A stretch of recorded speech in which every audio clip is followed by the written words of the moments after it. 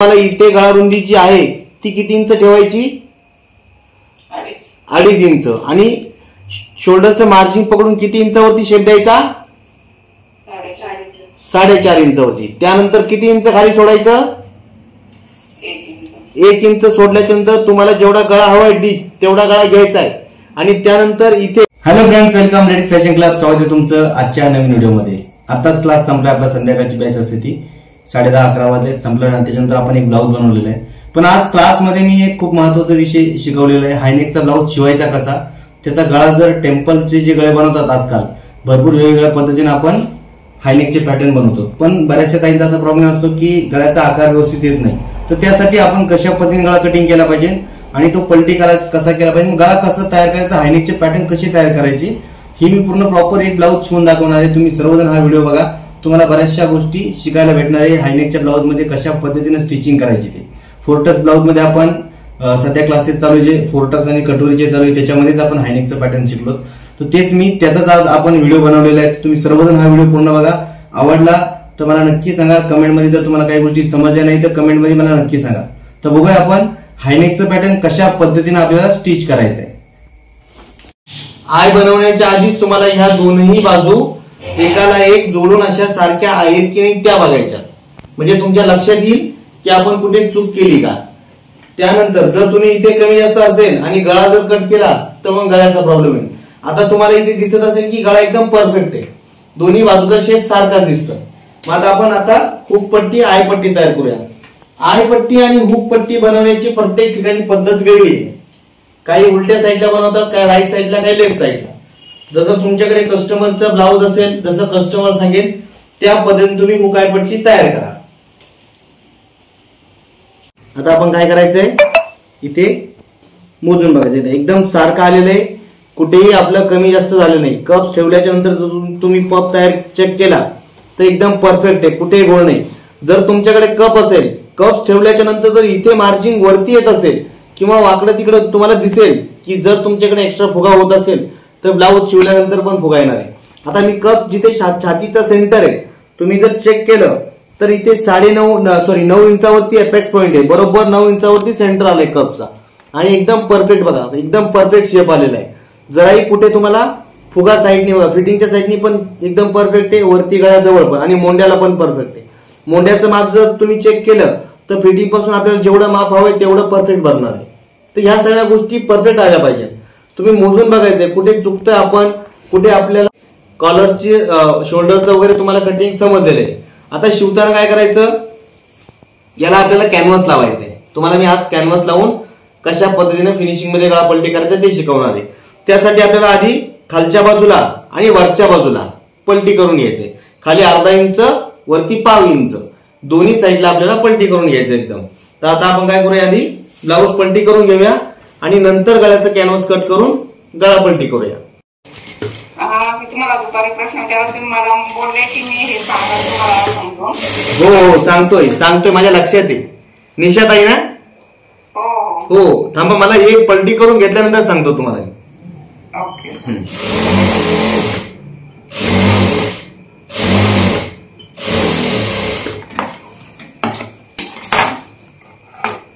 खालच्या साईडला आपण अर्धा इंचावर टीप मारली, व्यवस्थित बघायचं फिनिशिंग मध्ये. आणि वरच्या साईडला गळा जो आहे तिथे आपल्याला पाव इंच टीप मार. एक्स्ट्रा मार्जिन जे आहे ते कट करून टाकायचंय.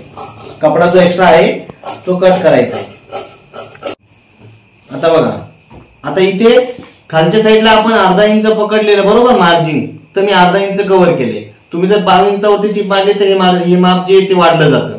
त्यासाठी तुम्हाला जेवढं कटिंग करताना आपण जेवढं एक्स्ट्रा पकडतो तेवढंच पकडायचं. जिथे चॉकची मार्किंग करतो ना आपण तेवढंच पलटी करायचंय. आता आपण खालची वरची बाजू पलटी करून घेतली. आता ही जी मधली बाजू आहे, जी मेन पॅटर्न आहे, हे आपल्याला हळूहळू जर प्रॅक्टिस नसेल तर हळूहळू काय करायचं, आपल्याला जसा शेप दिलाय तशी टीप मारून घ्यायची. बरोबर टीप किती मारायची, एक सूत म्हणतो ना आपण, एक लाईन, फक्त तेवढीच.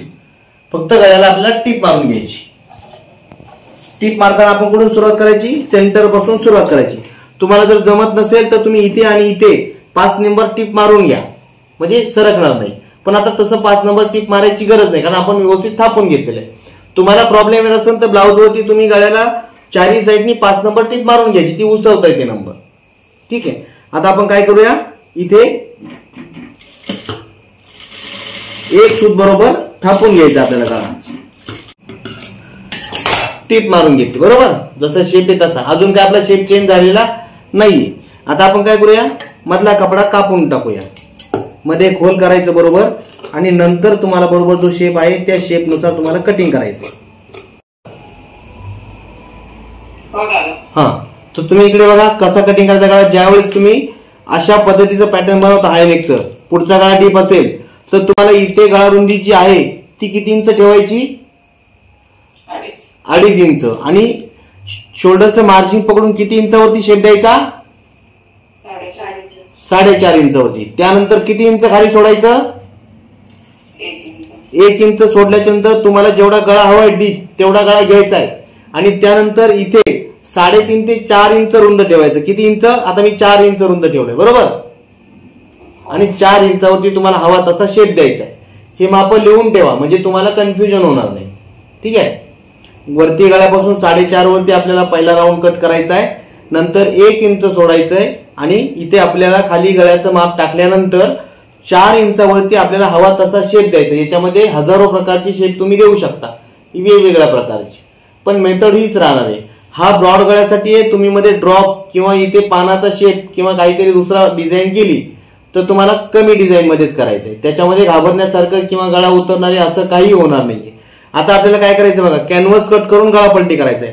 वरचा गळा पलटी झाला, खालचा गळा पलटी झाला. आता आपल्याला फक्त काय करायचंय, हा जो गळा आहे तो पलटी करायचा आहे. मग त्यासाठी आपल्याला पेपर कॅनव्हास घ्यायचंय. हे सगळीकडे सारखंच भेटतं, याच्यामध्ये कुठे बदल नाही. थोडंसं क्वालिटीमध्ये कमी जास्त आहे. जे खूप पातळ असतं ते आणू नका, थोडंसं थिक असतं ते आणा. हे ठेवताना व्यवस्थित ठेवा, हे लवकर खराब होतं, तर त्याचा आपल्याला व्यवस्थित यूज करायचा आहे. आता आपल्याला काय करायचं, इथे मध्ये अशी घडी करायची. जेवढा आपल्याला गळा कट करायचा आहे तेवढी आपल्याला घडी करायची. घडी केल्याच्या नंतर आपल्याला काय करायचं, ही जी बाजू आहे बॅक साईडची त्याची पण आपल्याला अशी घडी करून घ्यायची बरोबर. इथे बरोबर आपल्याला जिथे आपण कॅनव्हासची घडी केली त्या घडीनुसार आपण एकदम परफेक्ट पकडलेलं आहे, आणि एकदम आकार ह्या दोन्ही बाजू सारख्या आहेत. सगळी बाजू सारखी आली पाहिजे तर तुमचा गळा एकदम परफेक्ट कट होणार आहे. आता तुम्हाला काय करायचं, पेनाने मार्किंग करायची कॅनव्हासवरती. चॉक घ्यायचं नाही, पेन्सिल किंवा पेन घ्या म्हणजे तुम्हाला एकदम परफेक्ट आकार कळणार आहे. तर इथे बरोबर जसा तुमच्या गळ्याचा आकार आहे त्या पद्धतीने तुम्हाला इथे असं आखून घ्यायचंय बरोबर, तिथे बरोबर ड्रॉ करून घ्यायचंय. जेवढा तुमचा गळ्याचा आकार आहे ज्या पद्धतीनं, हे बघा. आता आपण ही बाजू साईडला करूया. आता इथे तुम्हाला आकार दिसतोय गळ्याचा एकदम आहे तसं झालेलं आहे बरोबर. आता आपल्याला काय करायचं, कट करताना 1/2 इंच आतमधून कट करायचं. किती इंच आतमधून कट करायचंय,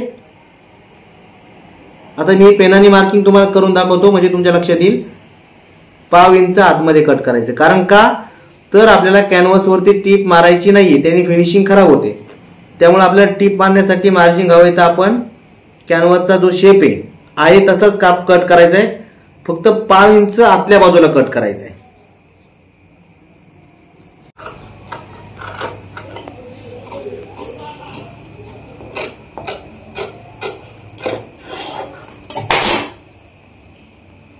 आणि तुम्हाला हे जे कॅनव्हास आहे हे 1 ते 1 इंचापर्यंतच कट करायचं, जास्त मोठं ठेवायची गरज नाही.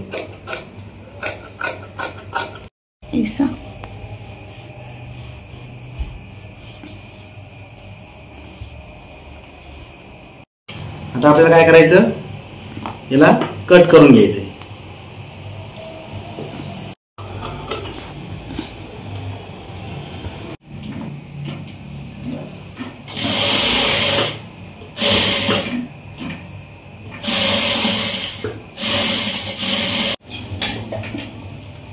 हे एक्स्ट्रा मार्जिन असेल तर कट करून टाकायचं आपल्याला.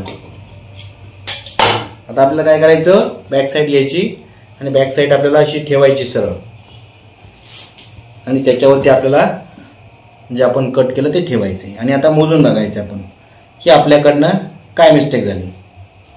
जर आपण ठेवलेलं बरोबर असेल तर आपण गळा एकदम परफेक्ट कटिंग केलेलं आहे.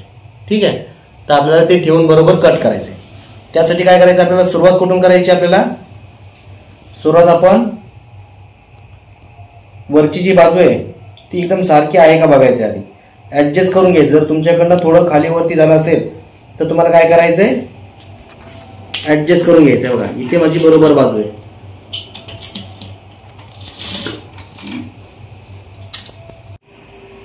आपण टीप मारली कुठे, आता कॅनव्हास वरती मारली का नाही, बोलत चला.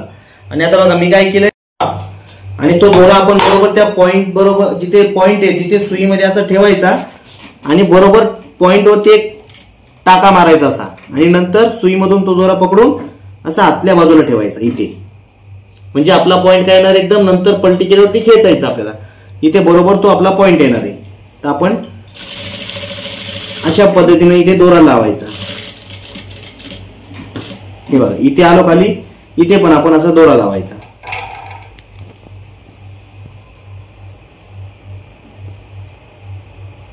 बरोबर सुईला असा खेटवायचा, सुई आतमध्येच ठेवायची, नंतर एक असा टाका मारायचा, नंतर तो जो दोरा आहे तो असा पकडून दोन्ही पदर व्यवस्थित खेचायचे आणि काय करायचं आपल्याला, ते आतल्या साईडला अशी ओढून ठेवायची.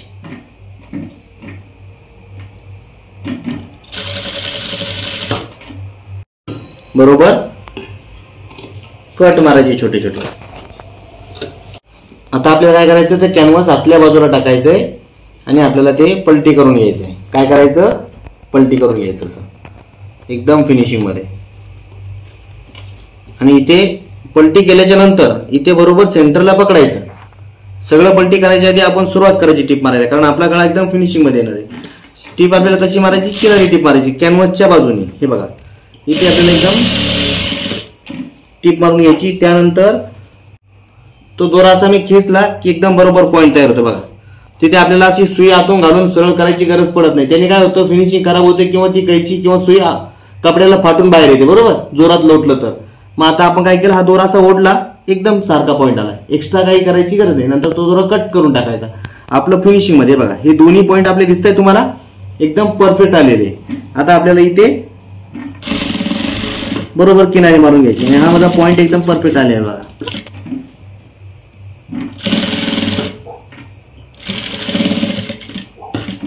कॅनव्हासचा भाग वरती आलाय तो असा कट करायचा आणि असा फोल्ड करायचा आतमध्ये. काय करायचं, असा फोल्ड करायचा. आणि जिथे फोल्ड कुठे करायचं, बरोबर गळ्याच्या जिथे वरच्या गळ्याची बाजू आहे तेवढंच फोल्ड करायचं आणि त्या गळ्यावरती अशी टीप मारून घ्यायची.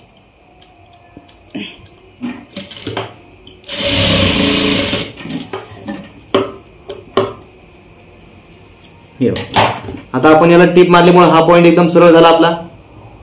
ठीक आहे, फिनिशिंग मध्ये वरची बाजू तिथे पुढे असं म्हणजे एकदम त्या दिवशी कोणीतरी ब्लाऊज टाकलेला एकदम इथं कट झालेलं त्यांच्याकडनं चुकून. ठीक आहे, आता एकदम फिनिशिंग मध्ये 1 इंच ठेवलं वरच्या साईडला, खालच्या साईडला 5 इंच गेल्यावरती अर्धा इंचाचं आपलं मार्जिन शिल्लक आहे. आणि हे जे पॉइंट आपण काढले ते एकदम परफेक्ट, हा दोरा टाकल्यामुळे एकदम परफेक्ट पॉइंट आलेले आहे. तुम्हाला दिसतंय जसा आपला आकार होता तसाच आपला आकार आलेला आहे. आता आपण हे दोरे कट करून टाकूया. तुम्हाला जर इथे लेस लावायची असेल तर लेस लावा, तुम्हाला पायपिंग करायची असेल तर पायपिंग करा. इथे गळ्याला वरती पायपिंग करू शकता. इथे वरती गोल्डन कलरची लेस किंवा साडीच्या कलरची लेस लावून आतल्या बाजूला इथे तुम्ही इथे झुमके लावू शकता. माहितीये इथे झुमके लावतात पॉइंट वरती, नाहीतर तुम्ही इथे अशी चेन लावतात, साखळी लावतात, म्हणजे वेगवेगळे पॅटर्न. इथे सेंटरला जर तुम्ही बॉल चेन लावली आणि इथे झुमक्याला अशी गुतवली तर खूप सुंदर पॅटर्न तयार होतं. या आकाराला तुम्ही पाहिजे तसं सजवू शकता तुमच्या मनाने. आता आपण काय करूया, टक्स मारायचा. आता आपलं टक्सचं माप जे होतं ते सेंटर पासून 3.5 इंचावरती होतं, पण आपला गळा मध्ये आला. बरोबर, मग आता आपला गळा जिथे संपतोय तिथे आपण टक्स मारणार. इथे आपला गळा आहे तर इथे आपण बरोबर जेवढं आपलं टक्सचं मार्जिन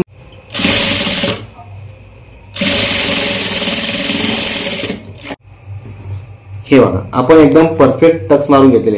दिसतंय तुम्हाला ब्लाऊजचा कुठे असं एक्स्ट्रा दिसतंय, कुठे फुगा आलेला, कुठे लटकलेलं तरंगलेलं नाहीये.